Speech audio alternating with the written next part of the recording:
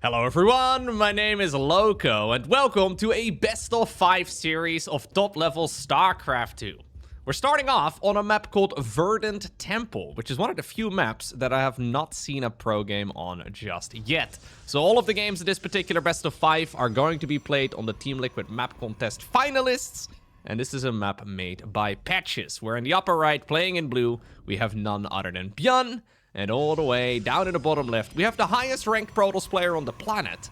And he goes by the name of Hero. So this map is made by Patches, and he wrote the following description. He says, Verdant Temple is a rush map inspired by the legendary map King Sejong Station. Now, if you're a StarCraft boomer like myself, you may remember King Sejong Station. Very popular map about a decade or so ago. Featuring a unique pod, forward base, and a natural backdoor blocked by a rock and Zerg rocks. Paired with the natural backdoor is a worker path allowing for ease of access to the base below and for defensive/offensive scouting. It features line of sight blockers, rock towers, forward bot base, and then a natural backdoor. Alright, well, always nice to have a natural backdoor, I suppose. Either way, maybe I'm too childish to be able to read sentences like that. And at the very least, the map makers are a little bit more mature than me. So, the natural pod base, this is one of the bases, right, that we rarely, like, this is a type of base that we rarely see in StarCraft 2. So that is what King Sejong Station had back in the day. The forward base, especially when there was like a planetary fortress built on it, was extremely difficult to break. But likewise, it was also a difficult break to actually, or a difficult base rather, to actually acquire. So you had to jump through multiple hoops just to get the job done. But then once you finally secured the space, life was very, very straightforward. So very large main base, it looks like. We have little Reaper jump up locations, but it is not necessarily the easiest accessible main. Then the forward base over here, the natural, is also kind of odd, right? So, this is the expansion that he was talking about. So first off, it's covered by regular rocks. And then below that, we have the Zerg rocks that will bleed out automatically at, I think, like 8 minutes or so. You can't change the timer of it, but I think about 8 minutes or so is when these will automatically bleed out. And, of course, it's mirrored on the other side of the map, too. Then we have a giant ramp over here that leads towards a forward expansion. Alternative way, though, of getting there is to go around the side. I think as a normal third, you probably want to opt for this one. Alternative choice would be to take the one over here at the bottom if you want to take down the rocks really easily or really early on, but it is an interesting map for sure, and one that is going to require every StarCraft player's worst nightmare, because it is going to require a little bit of thinking. I know, thinking? Ugh, disgusting. Very quick forge right over here, though, from Hero. We do not have a Twilight Council. We don't have a Stargate. We started up +1 and then we canceled it and went for the other +1. Okay, so +1 armor here very quickly from Hero. I'm not exactly sure what to make of this strategy thus far. We'll have to keep an eye out on exactly what the Protoss wants to go for. In the meantime, ByuN is just opting to go for a good old triple Rex. Likewise, not a build we see as often, but Hero is gonna indeed spot this from a mile away. He even had a look right there at the second Vespian gas geyser, so he knows what to expect right here from this Terran player. It's just gonna be Stimpack, and then a whole lot of Marine production. Stimpack, combat shields. Hello. I don't think we want to cancel that, ByuN. Oh no, did he just make a mistake? No, he wanted to go for a quicker factory, then the second gas. And I think after that, we go back into combat shields. Yeah, I guess because he got scouted, he decided to shift his entire strategy around a little bit.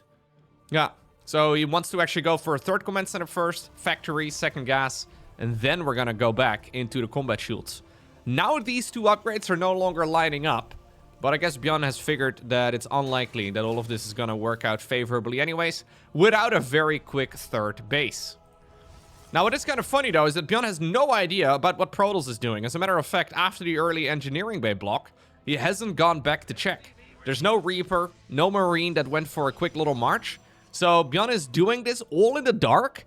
And rather than taking the flight of shame, right, building a command center over here and then flying it a little bit further south, ByuN is just building this base straight up on location.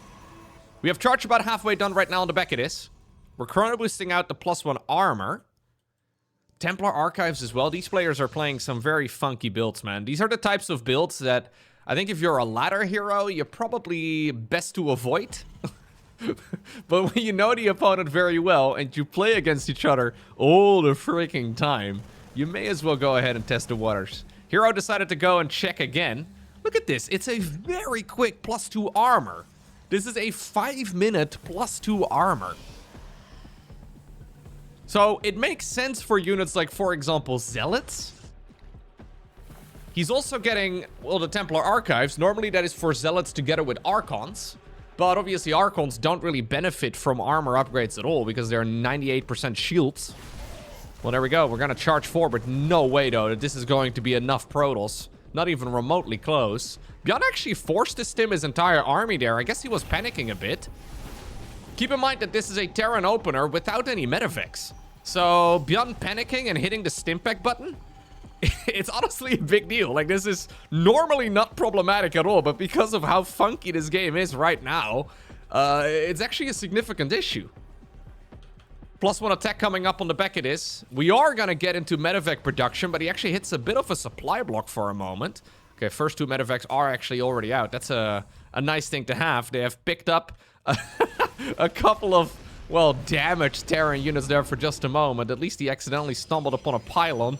There's an alternative pylon as well. Third Nexus now coming. 6 minutes of in-game time. Charge slots want to break open the... Oh, my lord. Once more, trying to break this open. Normally, it is Hero, who we kind of make fun of with his bad walling skills here. But ByuN, likewise, making a mistake.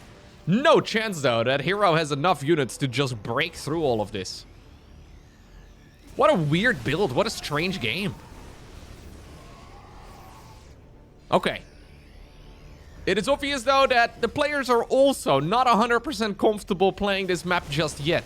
Hero is actually just trying to see if he can punch his way up there.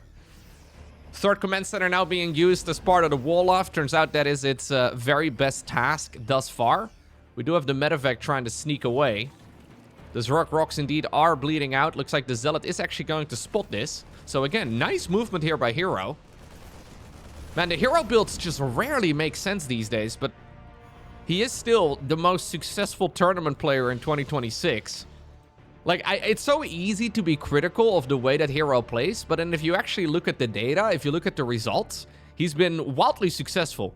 So, I feel like in theory, this build here from Hero is just very suboptimal, but he's always somehow leveraging it into a position that works. So, ByuN has been trying to go for Medivac drops for a while already.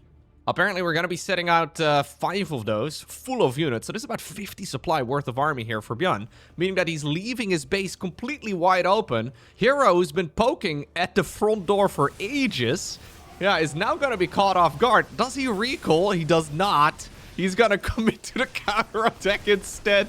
Okay, apparently we got circuit ticket, or circus tickets again. Oh, yeah, that storm. Woo, that's 1921 SCVs dying in just a matter of seconds. In the meantime, ByuN is trying to break open the main base of the Protoss, and honestly, just shutting down the pylons is a big deal. We may have +2 armor, which is usually very questionable. +1 attack, though, is going to get denied. There's a new Nexus building in the far upper left-hand corner of the map. Hero starts up the proxy, and this is indeed ending in a very spicy way. One of the big problems here for Hero is that he's got more mining, but he just... Ooh, we're going to recall the probes. Fair enough. He just doesn't have any production. So you may have 1,000 minerals and gas in the bank, but you need to be able to spend it. In the meantime, though, ByuN is hitting a massive supply block now. I don't think he's really going to be able to get any more units out of those productions. What? Okay, sure. Everything's bugging out, apparently. The whole map is dying. Archon over here with a little bit of stutter step. Boom. Another 52 workers, reducing ByuN to literally 0. New gateways are building in the far upper left-hand corner. Looks like the recalled probes are making their way over here to this new mineral line as well. There's not enough anti-air available, though, for Hero, so if he ultimately wants to win this game, he may very well need a Stargate, which is kind of ironic. Alternative choice, though, would be to try and take down this particular Terran army. We actually need to have more pylons. Wait a second. Hero is massively supply blocked. He can't actually warp in units. Command center, in the meantime, did fly on over towards the bottom right-hand corner. Probes are looking around the map, but I think these armies are just about to clash. ByuN's unit composition is significant. The High Templar trailing behind. Hero's still making his army look good. Okay, that storm is spicy. He wants to get a follow-up storm as well, preventing the rest of the Protoss, or the Terran units rather, to move through. Looks like we have a Liberator in production yet again. Zealots are gonna try and go to the mineral line. Okay, new Nexus in the far bottom right as well. But I think this Terran army is just too good, man. Yeah, that was the last storm. That was the end of that. There's one pylon here powering everything. So ByuN shutting that one down is massive.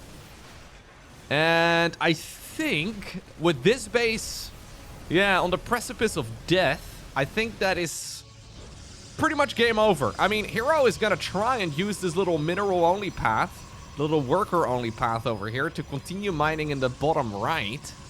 But as long as ByuN finds out about it, he should be good. He scanned. He scanned just now. Okay, GG gets called because of the scan. ByuN gets a win in game number 1. Ugh. Have I seen a game on Old Sun Temple already? So that's game number 2 in this best of 5.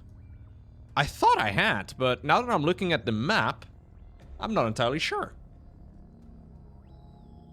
Now, this is a color scheme that's a little bit more forgettable, I suppose. Right? We've had a lot of interesting map colors lately. Just good old, well, green and ruins and all the rest of it. Not too strange. This is one of the 4-player maps that's been added to the TOMC finalists. And I guess other than, for example, Exarch, and what is the alternative one called again? There's another one too. Fear and Faith or something? Anyways, those other 2 maps, they have tunnels all around, right? You can tunnel from your own main base all the way around the map with workers only. Old Sun Temple does not have that, but it's made by Killer Smile, and Killer Smile is a very well-known map maker. He wrote the following. So on this expansive 4-spawn map, you can easily take 3 bases along your high ground. A 4th is right below your main base. Beyond that, you have to unlock the shortest path to your 5th base by opening up a ramp by either mining the mineral wall on it or destroying the rock. Ah, right. So 1 close spawn is disabled, so scouting is more straightforward, where both players would scout for the close spawn first and then move on to the cross spawn location. Right. So, you know when you load up a game of StarCraft 2? Actually, maybe I need to point this out. This is an update they added to the game like a decade ago, but I know that a lot of people that watch StarCraft don't necessarily play, which honestly is pretty sick. Anyways, when you load up a game of StarCraft 2, there is a little indicator for possible spawn locations of your opponent.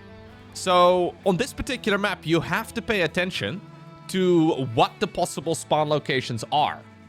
Because apparently one of the, well, technically 3 options where your opponent could be is disabled.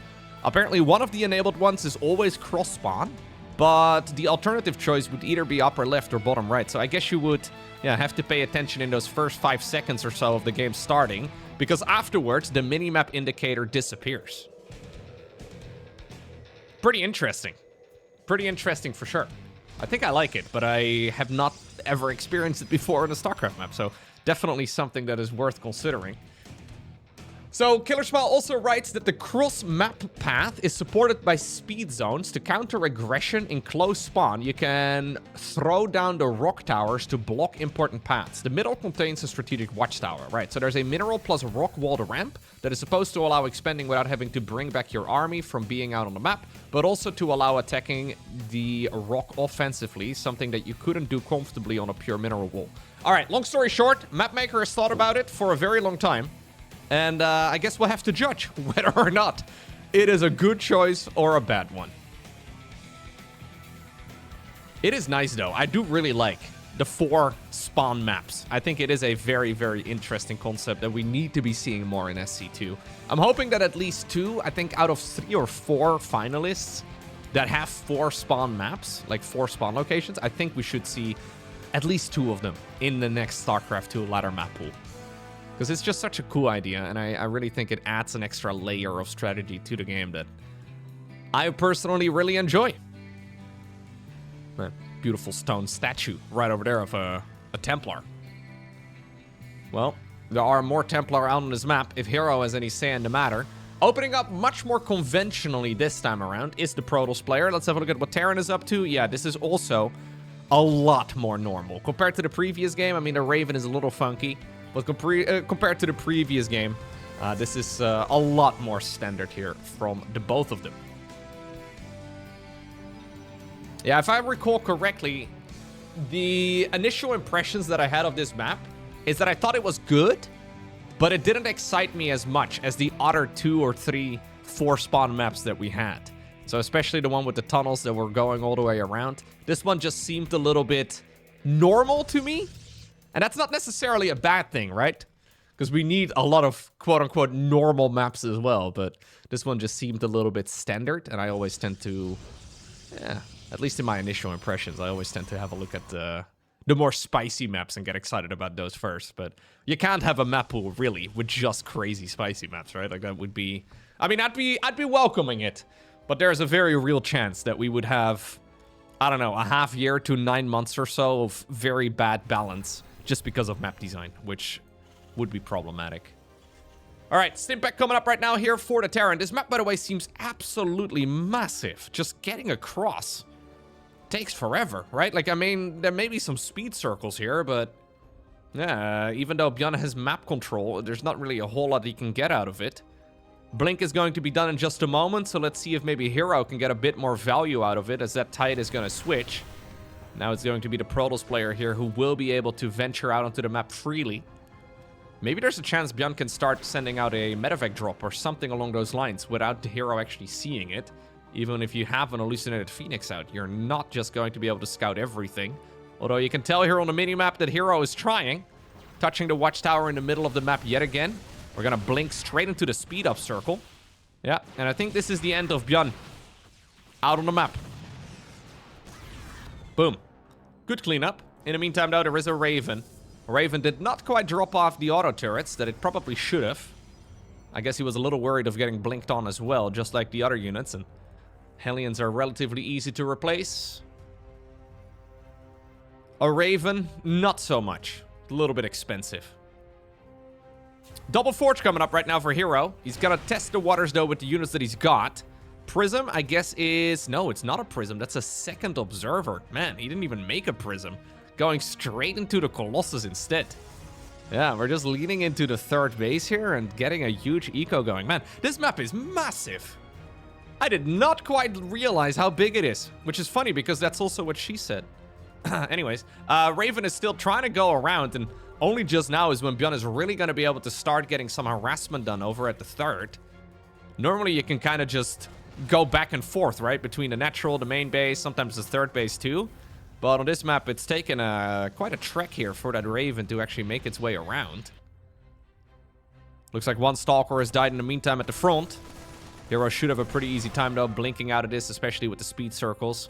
He's going to be long gone by the time that the Terran units arrive. Raven is still being a bit of a nuisance. Not much of a reaction. Hero busy microing in the middle of the map.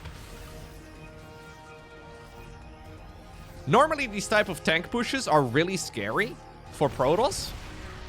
But where do you even go as Terran right now? Like, normally you push, right? To put this in context, normally by the time that you arrive at the Protoss' third base, that's when charge is about to finish up. That's when Protoss is like halfway done with their ranged upgrade. But ByuN is sitting out in the middle of the map right now, and both of those upgrades are going to be done by the time any sort of attacking happens. And I think it's going to completely nullify the tank attack. Unless ByuN wants to push right now, I don't really see exactly how he's going to be able to survive this. This is painful too. A couple of those units end up dying. A full medevac gets sniped. Zealots are going in around the side. ByuN leaves this base unprotected. Yeah, ByuN is playing this game as if it is a small map. Right? Like, his entire strategy here is the one that he would go for on a much more compact map. But the problem he's running into now is that, yeah, Hero is playing the size of the game a lot better. Losing a medevac there. Push in the middle of the map goes absolutely nowhere. And Hero has been greedy, but I think he's getting what he wants, right? Like, he's getting all of the value that he's looking for. We should definitely be destroying these rocks, though, I think, because it's going to be difficult for especially Zealot runbys to move out a little bit later. Hero, though, just trekking around the map. Disruptor transition already coming up. We got the Templar Archives happening. And we have a Ghost Academy also building here for ByuN.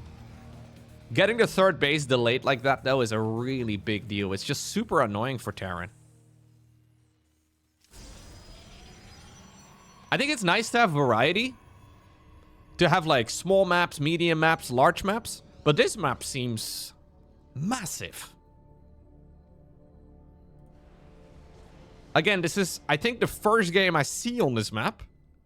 But it just seems maybe one step too far. Like, it seems like ByuN's entire attack hit like 30 seconds later than what we are used to. Now, obviously, that can be two-faced, right? Like, it could mean that you basically just have to attack earlier. You just have to change your strategy specifically for this map. But it seems that, and this is one of the things, right? So sometimes map design may seem a little bit samey, right? Like, all the maps can sometimes kind of blend together a bunch. But StarCraft 2 balance is very much so made by those standard maps. And especially in this instance, in this matchup, if Protoss is just allowed to be as greedy as they can be, this isn't even Hero being that greedy. He can be far greedier than this. But if Protoss gets to do whatever they please, they're just going to run away with the victory. There's very little Terran can do about it. You could consider that a design flaw. But it's just kind of how the game has worked out after a decade and a half. I'm not so sure if this map is going to create the bestest of games. The bestest, the greatestest, the goodestest of games.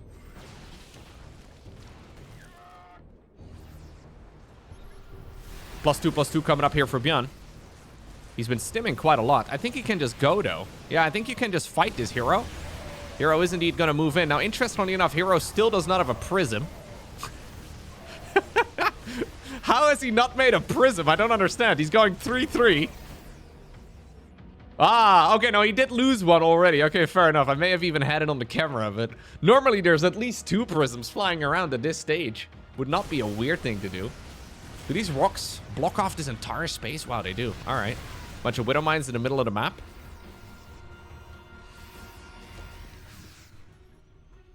New base coming up as well for ByuN. Yet again, building it on a location.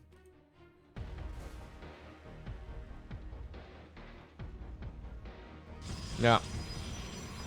Hero historically has always been really good, especially at the start of patches. So like if a new map pool is introduced or a new balance patch is introduced, normally right when that starts, Hero peaks. And then it takes everybody else a couple of months or so to really catch up. But Hero has always been very good at just like navigating new opportunities, I guess. Like he's obviously a very flexible player, not very rigid at all. ByuN is certainly not the most inflexible person out there. But I do kind of feel like Hero is just playing this so much nicer. Like everything he does here makes a lot more sense. We do get a big set of EMPs, but I think the amount of Protoss available may just be too large. All of the Zealots here are going to be able to charge now at the Vikings, and GG indeed gets cold. ByuN just did basically nothing in this game and got overwhelmed. Ah, now this is a map I like the look of a lot better. So it's another 4-spawn map, but this one has tunnels. Please use the tunnels. Somebody please use the tunnels. I've now seen about a half dozen games on this map and nobody uses the freaking tunnels. Okay, look. So, in case you haven't noticed it, right? So, there's this... Every single time you see this little mineral field, whatever it is. This is like a little jittery mineral field. It's indicative of a worker-only path. In this particular instance, the worker can travel all the way from here straight into the main base of the opponent. It's the easiest way to scout. Yet every game I've seen on the map so far, players just decide to ignore it. Now, this map does have all spawn locations enabled. Ooh, now look at this build. Hero going Nexus first and Nexus first and... Ha! Wait, there's even a speed up boost? What is this, Mario Kart? Did he just get a boost? Yeah, he's getting a boost. This is crazy, man. I mean, it still takes a long time, I will say. But he's now arrived inside of the main base of ByuN. Ta-da! I guess this is also immediately a dead giveaway, though, to ByuN as to where the opponent spawned. We're gonna have to take the tunnel back home. So wait, can you turn around mid-tunnel? Yeah, you can. Okay, thank you, ByuN. Oh, or Hero Router, sorry. That's convenient. He's actually just gonna wait here. Can you body block? Yeah, I think you can just... So, I'm sure a Reaper can shoot from here into the tunnel. I mean, I guess we're gonna find out too. Go, go, go, go, go, go, go. Oh, no, you can't! Wait a second. Hero is giggling as well. This is Korean haha. This is Korean crying emoji. Okay. Cheeky little block over here to prevent an add-on. Is it even preventing an add-on? Maybe just barely. Okay, so I guess there is a little bit of vision block right over here. Yeah, maybe that's what the mineral wall does as well, actually. The little mineral field here. Interesting. So, Zerglings can't go in. Marines can't go in. Reapers can't go in. It's only workers. Which is really a very interesting concept. We've now had it for a while, but this map is leaning into it a lot more. Now, besides that, right? I think the map layout is also more interesting than the previous one. So, this entire natural expansion is just kind of nice. Like, it's very split. So, yeah, you're not really leaning... Like, it's centered over here on this low ground area. You're not really leaning into one direction in particular. There is this giant open space, though, right over here in the middle, which I think can work out really nicely. It is, generally speaking, directly going to buff Zerg. Zerg tends to benefit more from open space than the other races do. Like, especially for Terran, for example, having siege tanks sieged up over here in the middle is just not ideal. But the overall layout of the map is nice, and it does seem a little bit smaller than the previous one. Okay, this is not ideal, though. I'm not sure exactly why Hero decides to commit here to a push. ByuN getting a couple of freebies, even without the Cyclone being out. We're already mining out the skinny mineral fields that are mirrored on both locations. There is, by the way, again, a little worker-only path. So even though you may not be able to go down to the low ground with attacking units, a worker will not be slowed down early on, which is also a neat concept. Because how many times when you're playing a game of StarCraft do you think, oh, I want to make a new base, and then you realize, oh, the base is only accessible after I mine out the mineral fields. Let me start mining out the mineral fields, right? Like, I understand that is a noob trap, but it happens all the way from, like, Bronze League to low Grandmaster. Shouldn't be an issue for professional gamers, as we have Hero taking a proxy base at the bottom. I don't know if Hero here is realizing that a push from earlier is actually a bit of a disaster, man, because he just lost a bunch of Stalkers, or he lost a Stalker in a century even, and now there's suddenly Terran units in his natural expansion that he just can't clean up. So the proxy base is cute and all, but what about staying alive? Oh no. Yeah, this is a brilliant attack here from ByuN. Way too greedy of a follow-up here from Hero, who's technically, I guess, it would be okay if Terran decided to chill, but this isn't even a worker pool. Second siege tank drives in as well. Yeah, this is game over. When your build loses to the most conventional attacks, your build may be bad, or at least your build positioning needs to change. GG. Okay, game number 4. We find ourselves once more on good old Lockdown. This is a map that has pleasantly surprised me. When I first had a look at all of the finalists, I thought this map was kind of didn't really excite me all too much. But the handful of games that I've seen on it so far have all been pretty dang good. So the thing that sort of bothered me about this map when I was reading the description and when I had my initial impressions on it, which by the way, I uploaded over at More Loco. So if you're interested, youtube.com/moreloko. I've been posting some content over there. Anyways, this map just seemed very middle of the road to me. Like, the map maker basically was saying, like, we have some speed circles, but they're, like, you know, covered by a bunch of rocks, and the rush distance is short, but not too short, and yada, yada, yada. It just seemed this very average middle-of-the-road type of approach. And after reading all of the other entries, this one was somewhere near the bottom of the finalist list. There were like 16 maps. I think I must have read like a dozen or so other maps before that point. And it just didn't really excite me anymore at the time. But the map has turned out really solid. Yeah, it's a pretty short map. And it certainly does feature some really cool games. Like, the pathing on this map is very interesting, I've noticed. Like, the way that armies move around does seem to be a little bit different than what we are used to. Very good shot that this map will be part of the next map pool. I'd honestly be surprised if it isn't. So it's made by Nyarla. Nyarla. Okay, maybe I should just ignore the Y. I'm not sure. Yeah, so the description says, standard map with a variety of directions to disrupt enemy defenses as well as some countermeasures. Acceleration zones shorten the rush distance if a worker is sent over the center of the map, and the rock towers in front of the natural can be destroyed to cut off the center attack path. Basically meaning that if you decide to send an army straight across the middle of the map, so you send from your natural to your opponent's natural, your units will walk past both this speed up circle as well as the other one right over here. And then the collapsible towers are these ones right over here. So they're a little difficult to spot. But you only need to destroy one of them, and then it will collapse and block off this entire section of the map, which is actually a very large piece of terrain. And we've already seen this come into play a couple of times, which is really neat. Anyhow, so far, very normal builds here from both players. ByuN opting to go for good old double gas, leaving all of the workers in gas as well. We actually should be rerouting, there we go. The command center there. Don't want to be oversaturating the gas geyser for no apparent reason. Hero going double gas as well, no surprise there. But following it up too here with the good old Twilight Council. Oh. Not going to be able to get that. There's a little bit of a double ledge apparently. Fair enough. Adept did successfully slow down the command center on the other side.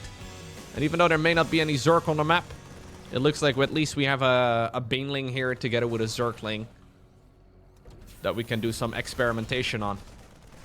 Well, both of the Marines are going to die. Yeah. Cyclone does pop out, so at the very least, Jimmy's life was not wasted. But you do have to respect these early game Terran units, man. Like, Cyclones really can be game ending if they're controlled properly. That's now 2 Adepts going down. Cyclones are very good against Adept-based pushes. Hero actually still just commits here, man, with the Adept. Absolute madman. Okay, whew. SCV there does remove the scaffolding. It's important to start up the orbital command, ByuN. There we go. Orbital command absolutely critical. Reaper here to provide vision. The lock-on was still broken, but that is 3 Adepts. Now, losing Adepts is not the end of the world, but it does slow you down a bunch as Protoss. Until Blink is done right now, Hero is going to be stuck in his main base. Luckily for him, there is this ramp that leads up towards the high ground. So at least it's reasonably easy for him to defend against Cyclones. ByuN's going to get a lock-on yet again. Killing a Stalker is a huge deal. Is he going to be able to get up to the high ground? Nope. Nope. Was a probe going down too? This is the type of thing, by the way, that I feel like Hero is extremely good at when it comes to, like, big StarCraft tournaments. But then when we're looking at, like, a series from a smaller weekly cup, which is what this particular match is from. This is from the Sparkling Tuna Cup. There is, of course, money on the line. But Hero always seems very frivolous with the way that he controls these early game troops. He's just kind of sending them out. Adept here, Adept there, Stalker, yada, yada, yada. We don't really care. Apparently now Hero... What was that? I was just talking about how maybe Hero is a little bit ludicrous with his unit control early on, but apparently ByuN decides to do the same thing. Maybe he felt guilty for killing those Adepts, you know? Decided to just give away the Cyclone. He turned himself in. The murderer. The Adept Destroyer. Fair enough, okay. So anyways, map control was always going to go back in favor of Protoss now that the good old Blink upgrade is done. So let's see what we can do. Yeah, not a whole lot. It is only 3 gates here in total as well. 3rd command center, or Nexus here, is going to be done already in just a second. Likewise here, the shield battery is going to keep everything nice and safe. Here I'm really not anticipating to be able to go across the map. This does not seem like a very safe spot for a Raven to idle. Like, you don't walk behind a plane, right, when the engines are on. I don't think that's a good idea. Apparently this Raven, though, is too cool to be bothered by such things. Fair enough. Maybe Ravens can be operated. I mean, Ravens are remotely operated anyways, right? I believe that they're basically drones. Apparently they can be operated up to, like, a 2,000 degrees or so.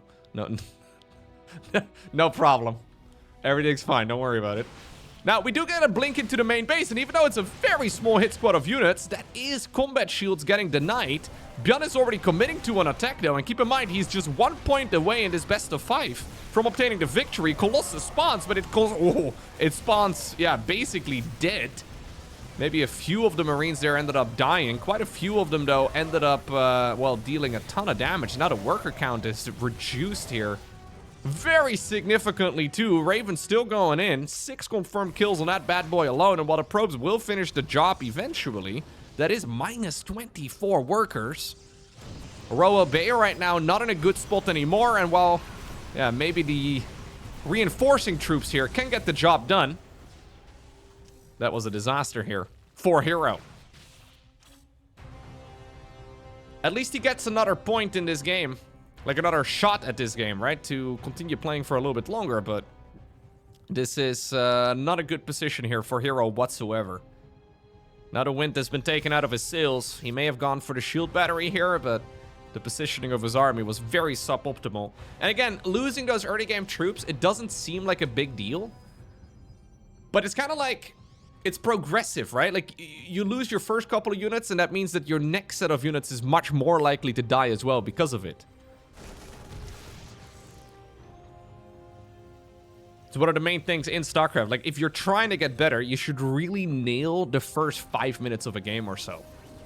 It's very easy. Like, this is a common mistake that I've seen for many, many years now, right? Say if you're trying to get better at StarCraft 2, it's very easy to look at your unit composition, lose, and you're like, well, Stalker Colossus didn't work, so that was the problem. I should be going Archon Zealot instead. No, that wasn't the issue, man. It's just that the first 5 minutes were terrible. If you play the first 5 minutes better, then your mid game is going to turn out so much better too. Anyways, ByuN is going for an attack right now, and getting the kill on this base would be pretty much securing the win. Zealot run by though in the meantime is going to be able to get a bit of work done. Oh, nice connections on the Widow Mines there. Raven shows up too. Goodbye, says the Nexus. And these Zealots now have to effectively kill everything for this to be an acceptable game. And it's only 4. I mean, they're putting in quite a bit of work, don't get me wrong.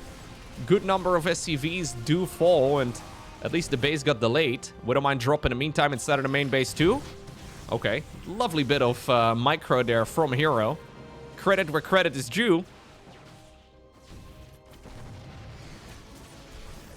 ByuN distracted, could not quite manually retarget there. Wanted to make sure that he just burrowed those units, and okay. Needed to get rid of those Zealots still. Now the next wave is big though. Only right now is when we go into the combat shields research. That's actually super late. ByuN apparently didn't catch it. Likewise, I also did not quite notice. Those Stalkers earlier on, of course, did snipe it, but I assumed that ByuN would have restarted it pretty much immediately. Now the third orbital command is done. Now we have 3 base versus 3 base. Worker advantage here for Terran. A lot of Marauders here. Viking production probably need to kick in. Yeah, get those Vikings going. Shutting down those Colossi is going to be the next big step. It's pretty much only Colossus, by the way, in this army. Like, the rest of the troops is very mediocre. I think ByuN could have actually committed to an attack there, but he decided not to really overextend. Hero needs to get a new base going ASAP. He also needs to get double robo production going ASAP, though. And he also needs to warp in more units out of his gateways. That's the problem. He has to choose because he can't do everything. I think the reason there that ByuN decided to chill for a little bit is because of the combat shields not being done. Very good anti-armor missile, by the way. Zealots yet again going in, but now there's plenty of reinforcing Terran units to get rid of them very quickly. Combat shields moments away from finishing. This Colossus is actually nearly dead before the fight even truly begins. He wants to click it. Can't quite reach. 2-2 starts up for ByuN. But I think ByuN is going to test the waters and see if he can maybe get the win right here, right now. Again, the Widow Mines are in a good position. We do have a reasonable hit, though, with that Disruptor, too. Oh, Army Hotkey Stimpek, a bit of a classic. There's that Colossus falling. Disruptor goes down as well, and I've got a feeling that this final Colossus is also not going to be able to find an escape. And with now the third base dying, I think with it are the chances of Hero becoming the victor in this best of 5. Nicely done here by ByuN. Yeah, very clean couple of games here. Also due to the fact, though, that Hero has just been throwing away early game units. Especially against somebody as good as ByuN, you cannot get away. You can't get away with just throwing away half your army. GG.